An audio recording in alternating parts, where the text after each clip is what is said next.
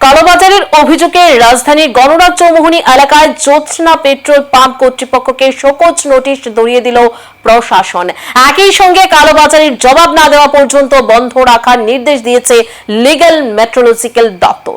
ত্রিপুরা রাজ্যে বিভিন্ন পেট্রোল পাম্পগুলোর কালোবাজারি নতুন কোনো ঘটনা না, যদিও একটু ঘটনা যখনই কোনো ক্রাইসিস তৈরি হয় বা কোনো সমস্যাপূর্ণ পরিস্থিতির আভাস পাওয়া যায় তখন খাদ্য দপ্তরে সমস্ত বিষয়ে জেগে ওঠে। বাকি সময়গুলোতে প্রতিনিয়ত দপ্তরের ভূমিকা নিয়ে সাধারণ মানুষের মধ্যে নিরন্তর প্রশ্ন তৈরি হয়। একই রকম ভাবে এবার রাজধানীর গণরাজ চৌমুহনী এলাকাতে জ্যোৎস্না পেট্রোলিয়াম পাম্প কর্তৃপক্ষের বিরুদ্ধে ব্যবস্থা গ্রহণ করতে দেখা গেল প্রশাসনকে।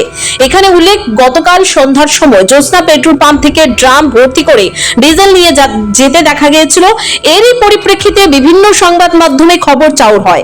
এরপরই নড়েচড়ে বসে প্রশাসনের দায়িত্বপ্রাপ্ত কর্তা ব্যক্তিদের অভিযোগ হচ্ছে নিয়ম বহির্ভূতভাবে পেট্রোল পাম্প কর্তৃপক্ষ প্লাস্টিক কন্টেইনারে করে পেট্রোল সরবরাহ করছিলেন এবং এই অভিযোগের ভিত্তিতে প্রয়োজনীয় ব্যবস্থা গ্রহণ করা হবে এবং আপৎকালীন সময়ে নোটিশ ধরিয়ে দেওয়ার পাশাপাশি সাময়িক কালের জন্য পেট্রোল পাম্প বন্ধ করার নির্দেশ জারি করা হয়েছে।